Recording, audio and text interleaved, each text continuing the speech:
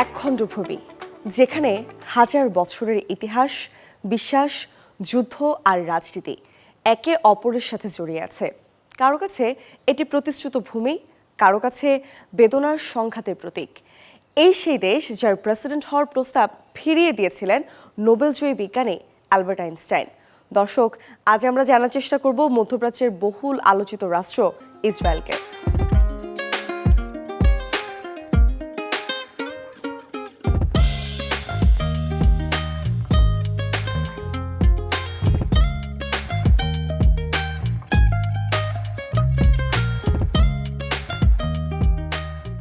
দর্শক, প্রশ্ন আসতে পারে, ইসরায়েল আসলে কোন মহাদেশে অবস্থিত? উত্তর এশিয়া মহাদেশে, আরও সুনির্দিষ্ট করে বললে মধ্যপ্রাচ্যে। ভূমধ্য সাগরের তীরে অবস্থিত এই দেশটির পাশে রয়েছে লেবানন, সিরিয়া, জর্ডান, মিশর এবং ফিলিস্তিনি ভূখণ্ড। ইসরায়েলের রাজধানী নিয়ে দীর্ঘদিন ধরে আন্তর্জাতিক বিতর্ক রয়েছে, কারণ কাগজে কলমে ইসরায়েলের রাজধানী জেরুজালেম, এবং ইসরায়েল দাবি করে জেরুজালেমের ওপর তাদের সার্বভৌম অধিকার রয়েছে। 1967 সালের আরব ইসরায়েল যুদ্ধের পর পূর্ব জেরুজালেমের নিয়ন্ত্রণ নেয় ইসরায়েল। পরবর্তীতে 1980 সালে একটি আইনের মাধ্যমে জেরুজালেমকে অভিন্ন এবং অবিভাজ্য রাজধানী ঘোষণা করা হয়। বাংলাদেশ থেকে প্রায় 5,500 কিলোমিটার দূরের এই দেশের আয়তন প্রায় 22,072 বর্গ কিলোমিটার, যা বাংলাদেশের একটি বিভাগের চেয়েও ছোট।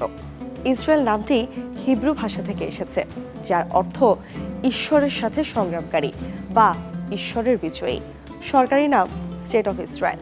2026 সালের হিসাবে দেশটির জনসংখ্যা 1 কোটির মতো। ইসরায়েলের কোনো রাষ্ট্রীয় ধর্ম নেই। দেশটির প্রধান ধর্ম ইহুদি ধর্ম। এছাড়া মুসলিম, খ্রিস্টান সহ বিভিন্ন ধর্মের মানুষের বসবাস আছে দেশটিতে। এছাড়া জনসংখ্যার একটি বড় অংশ আরব, যাদের অধিকাংশই সুন্নি মুসলিম। খ্রিস্টান সম্প্রদায়ের ফিলিস্তিনি রয়েছে মোট জনসংখ্যার প্রায় 3/4। দেশটির ভাষা এবং সংস্কৃতিতেও রয়েছে বৈচিত্র্যের ছাপ। 19বিংশ শতাব্দীর শেষ ভাগ থেকে পূর্ব এবং পশ্চিম ইউরোপ, মধ্যপ্রাচ্য, উত্তর আফ্রিকা, মধ্য এশিয়া, উত্তর আমেরিকা এবং ল্যাটিন আমেরিকা থেকে ইহুদিরা এই অঞ্চলটিতে আসা শুরু করে। রাষ্ট্রভাষা হিব্রু হলেও আরবি ভাষাও দীর্ঘদিন গুরুত্বপূর্ণ অবস্থানে ছিল। আধুনিক হিব্রু ভাষায় ইংরেজি, আরবি, জার্মান এবং বিভিন্ন ইউরোপীয় ভাষার প্রভাব স্পষ্টভাবে দেখা যায়। ইসরায়েলের ইতিহাস নিয়ে বলতে গেলে আমাদের অনেক পেছনে যেতে হবে। রাষ্ট্রটি 2 সহস্রাব্দের মধ্যে বিশ্বের প্রথম ইহুদি রাষ্ট্র। এই ভূখণ্ড ইহুদি, মুসলিম এবং খ্রিস্টান 3 ধর্মের কাছেই পবিত্র। সাধারণত আধুনিক ইসরায়েলের উৎপত্তি হয়েছে ধর্মীয় এবং রাজনৈতিক উৎস থেকেই। খ্রিস্টীয় প্রথম শতকে রোমানদের বিরুদ্ধে বিদ্রোহ ব্যর্থ হওয়ার পর বহু ইহুদি এই অঞ্চল ছেড়ে বিশ্বের বিভিন্ন স্থানে ছড়িয়ে পড়ে। 1800 এর দশকে তাদের প্রাচীন মাতৃভূমিতে 25,000-এরও কম ইহুদি বাস করত। তখনকার জনগণ মূলত জেরুজালেম কেন্দ্রিক ছিল, যা তখন অটোমান সাম্রাজ্যের একটি প্রাদেশিক পশ্চাৎপদ এলাকা ছিল। 19বিংশ শতাব্দীতে ইউরোপে ইহুদিদের ওপর বাড়তে থাকে নির্যাতন এবং বৈষম্য। সেখান থেকেই জন্ম নেয় জায়নিজম আন্দোলন, যার লক্ষ্য ছিল ইহুদিদের জন্য একটি স্বাধীন রাষ্ট্র প্রতিষ্ঠা। পরবর্তীতে ইউরোপ এবং বিশ্বের বিভিন্ন অঞ্চল থেকে বহু ইহুদি প্যালেস্টাইনে এসে বসতি করতে শুরু করে। 1948 সালের 14 মে ইসরায়েল স্বাধীন রাষ্ট্র ঘোষণা করে। এর পরদিনই কয়েকটি আরব রাষ্ট্র যুদ্ধ শুরু করে নবগঠিত রাষ্ট্রটির বিরুদ্ধে। তখন ওই অঞ্চলটি ছিল অটোমান সাম্রাজ্যের অংশ। পরবর্তীতে প্রথম বিশ্বযুদ্ধের পর এটি ব্রিটিশ ম্যান্ডেটের অধীনে চলে যায়। ইসরায়েলের সমৃদ্ধ ইতিহাস এবং সংস্কৃতি রয়েছে। ভৌগোলিকভাবে পশ্চিম এশিয়ার দেশ হলেও ইসরায়েলের সংস্কৃতি বেশ বৈচিত্র্যময়। সেখানকার খাবার এবং জীবনযাত্রা সব সময় আকর্ষণ করে পর্যটকদের। বিশ্বের বিভিন্ন অঞ্চল থেকে আসা ইহুদি জনগোষ্ঠী, আরব ঐতিহ্য এবং আধুনিক পশ্চিমা সংস্কৃতি সব মিলিয়ে গড়ে উঠেছে বৈচিত্র্যময় এক সমাজ। ইসরায়েলের হেসেলে মধ্যপ্রাচ্য এবং ভূমধ্য সাগরীয় স্বাদ বেশি থাকে। ফালাফল, হামাস, শর্মা এবং শাকসুকা দেশটির জনপ্রিয় খাবারের মধ্যে অন্যতম। সঙ্গীত এবং শিল্পকলাতেও রয়েছে সমৃদ্ধ ঐতিহ্য। ঐতিহ্যবাহী ফোক নৃত্য হোরা এখনও ব্যাপক জনপ্রিয়। দেশটির গুরুত্বপূর্ণ ধর্মীয় উৎসবগুলোর মধ্যে রয়েছে হানুকাহ, পাসোভার এবং ইয়ম কিপ্পুর। ইসরায়েল ফিলাহারমনিক অর্কেস্ট্রা ধ্রুপদী সঙ্গীতে বিশ্বব্যাপী সুনাম অর্জন করেছে। বেহালাবাদক ইৎসাক পার্লম্যান, পিঞ্চাস জুকারম্যান এবং পিয়ানো বাদক ড্যানিয়েল ব্যারেনবোইম আন্তর্জাতিক অঙ্গনে পরিচিত নাম। সাহিত্যেও রয়েছে গুরুত্বপূর্ণ অবদান। ইসরায়েলি সাহিত্যিক শমেল ইউসুফ আগনন 1966 সালে সাহিত্যে নোবেল পুরস্কার অর্জন করেন। ইসরায়েল তার ঐতিহাসিক, ধর্মীয় এবং প্রাকৃতিক বৈচিত্র্যের জন্য বিখ্যাত, যা বিশ্বজুড়ে পর্যটকদের আকর্ষণ করে। এখানে রয়েছে সমুদ্র, পাহাড়, মরুভূমি এবং হাজার বছরের পুরনো ঐতিহাসিক নিদর্শন।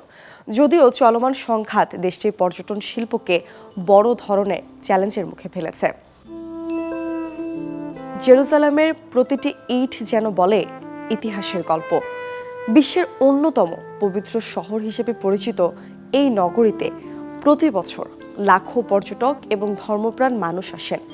ডোম of the Rock, Temple Mount, Via Dolorosa এবং ইয়াদ ভাশেম সবই ইতিহাসের গুরুত্বপূর্ণ অংশ। অন্যদিকে তেল আবিব, যেখানে আধুনিকতা আর স্বাধীন জীবনযাত্রা একসাথে মিশে গেছে। সৈকত, প্রযুক্তি, স্টার্টআপ, সংস্কৃতি আর প্রাণবন্ত রাতের জীবন সব মিলিয়ে এটি মধ্যপ্রাচ্যের অন্যতম আধুনিক নগরী। গর্ডন বিচ, ফ্রিশম্যান বিচ এবং তেল আবিব মিউজিয়াম পর্যটকদের কাছে অত্যন্ত জনপ্রিয়। তেল আবিব মিউজিয়াম না দেখলে তেল আবিব ভ্রমণ অসম্পূর্ণই থেকে যাবে। সৌন্দর্যের দিক থেকে নাজারেথ পিছিয়ে নেই। নাজারেথকে বলা হয় ইসরায়েলের আরব সাংস্কৃতিক কেন্দ্র। এখানে মুসলিম এবং খ্রিস্টান সম্প্রদায়ের মানুষের উপস্থিতি বেশি। Church of Annunciation, Saint Joseph Church এবং আশেপাশের পাহাড়ি দৃশ্য পর্যটকদের আকর্ষণ করে। ইসরায়েলের ডেড সি বা মৃত সাগর অবস্থিত। সমুদ্র পৃষ্ঠ থেকে প্রায় 400 মিটার নিচে অবস্থিত এই জলাশয়ের পানিতে লবণের পরিমাণ এত বেশি যে মানুষ খুব সহজেই পানিতে ভেসে থাকতে পারে। প্রতি বছর হাজার হাজার পর্যটক এই প্রাকৃতিক বিস্ময় দেখতে আসেন। এর আশেপাশের বিখ্যাত স্থানগুলো হলো মাসাদা মাউন্টেন এবং কিলা Mujib Nature Reserve, Kerak Castle, Dead Sea Museum এবং অ্যাডভেঞ্চার সিটি।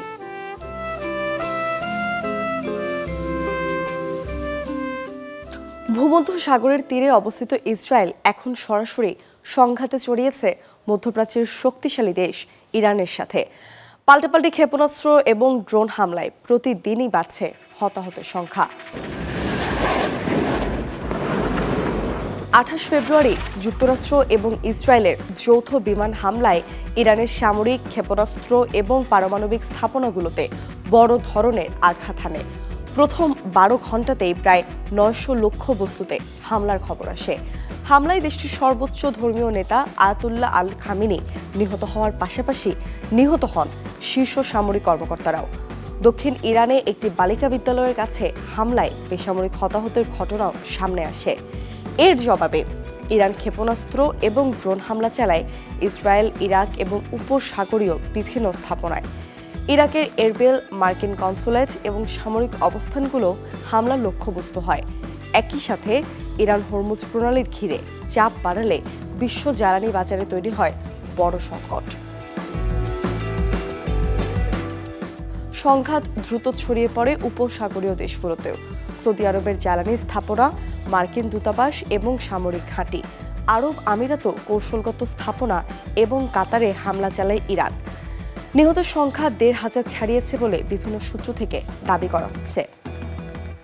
যুদ্ধবিরতির একটি নাজুক চেষ্টা শুরু হলেও ডোনাল্ড ট্রাম্প নিজেই বলেছেন সেই যুদ্ধবিরতি এখন লাইফ সাপোর্টে আছে। ফলে মধ্যপ্রাচ্যের শান্তির সম্ভাবনা এখনো অনেক দূরের পথ। যুদ্ধবিরতির কথা চললেও এখনও হামলা পাল্টা হামলাই চলছে দেশটিতে। ঈশ্বরের সাথে সন্ধি করতে চাইতো আমরা সবাই, কিন্তু আপনি কি কখনো ঈশ্বরের কাছে চিঠি লিখেছেন? দর্শক, ইসরায়েলবাসী প্রায়শই ঈশ্বরের কাছে চিঠি লেখে। এরকম আরও বেশ কিছু মজার তথ্য জানাই আপনাদের। ইসরায়েল একমাত্র দেশ যেখানে প্রাপ্তবয়স্ক সব নাগরিকের জন্যই সেনা প্রশিক্ষণ বাধ্যতামূলক। সুতরাং দেশটিতে যতজন প্রাপ্তবয়স্ক নাগরিক আছেন, এক অর্থে সেনা সদস্য ততজনই। সেনা প্রশিক্ষণও স্বল্পমেয়াদী হয় না। সব প্রাপ্তবয়স্ক ছেলেকে 3 বছরের এবং মেয়েকে অন্তত 2 বছরের প্রশিক্ষণ নিতে হয়। নোবেল বিজয়ী জার্মান পদার্থবিজ্ঞানী অ্যালবার্ট আইনস্টাইন দ্বিতীয় বিশ্বযুদ্ধের সময় ইহুদি নিধন বন্ধ করার আপ্রাণ চেষ্টা করেছেন। ইসরায়েল তার কথা শুধু কৃতজ্ঞ চিত্তেই মনে রাখেনি, তাকে সম্মান জানাতে চেয়েছিল প্রেসিডেন্ট হওয়ার প্রস্তাব দিয়ে। তবে সে প্রস্তাব ফিরিয়ে দিয়েছিলেন আইনস্টাইন। ইসরায়েলের মানুষ সত্যি সত্যিই ঈশ্বরের উদ্দেশ্যে প্রচুর চিঠি লেখে। প্রতি বছর জেরুজালেমের ডাক বিভাগ এমন অন্তত 1000 খানেক চিঠি পায়, যেখানে প্রাপকের জায়গায় লেখা থাকে ঈশ্বর। ইসরায়েলে দৃষ্টি প্রতিবন্ধীদের জন্য রয়েছে বিশেষ ধরনের মুদ্রা। ব্রেইলের মতো বর্ণের সহায়তায় কাগজে নোটগুলোতে লেখা থাকে বলে দৃষ্টি প্রতিবন্ধীদের কেনাকাটা বা মুদ্রা বিনিময়ে কোনো অসুবিধা হয় না। সারা বিশ্বে ইসরায়েল ছাড়া কানাডা, মেক্সিকো, ভারত আর রাশিয়াতেও দৃষ্টি প্রতিবন্ধীদের জন্য এই বিশেষ নিয়মের ব্যবস্থা আছে। ইসরায়েলের জাতীয় হলোকস্ট জাদুঘর ইয়াদ ভাশেম বিশ্বের অন্যতম বৃহত্তম জাদুঘর, যা জেরুজালেমের মাউন্ট হার্সেলে অবস্থিত। ইসরায়েল প্রতিষ্ঠার পরে 1953 সালে এটি প্রতিষ্ঠিত হয়। এই কেন্দ্রটি নাৎসি জার্মানির হাতে নিহত 60 লক্ষ ইহুদিকে স্মরণ করে এবং এতে ঐতিহাসিক দলিল, আলোকচিত্র, বেঁচে যাওয়া ব্যক্তিদের জবানবন্দি এবং ব্যক্তিগত নিদর্শন প্রদর্শিত হয়।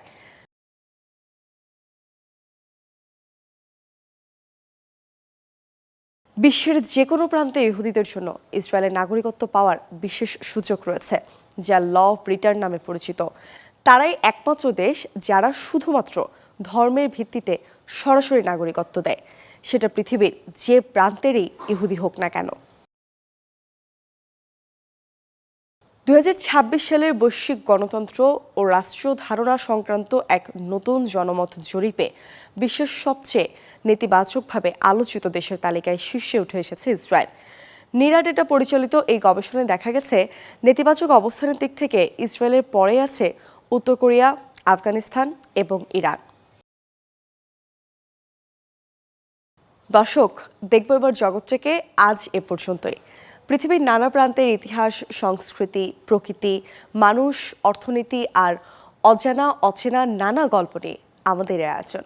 আবার দেখা হবে নতুন কোনো দেশ, কোনো ইতিহাস আর নতুন কোনো গল্প নিয়ে। সে পর্যন্ত সবাই ভালো থাকবেন।